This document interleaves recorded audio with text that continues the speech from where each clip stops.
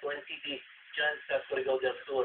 Pero base sa wind arrows ng Weather Central, hindi pa masyadong buo yung sirkulasyon nitong LPA.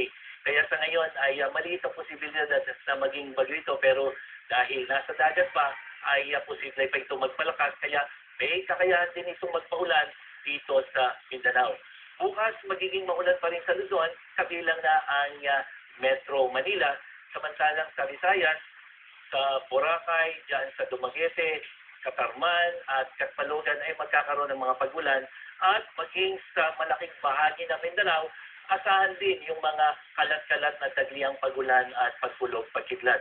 At payo pa rin natin sa mga mangingisda at maglalayag, matataas pa rin po ang alon sa seaboards ng Northern at Central Luzon, lalong-lalo na dito sa kanlurang bahagi, at sanhi pa rin po yan ng hanging habagat. Kaya po, paalala, huwag muna po kayong pumalaot. At para sa karagdagang detalye tungkol sa ulat panahon, pumunta lang sa GMA News Weather Page.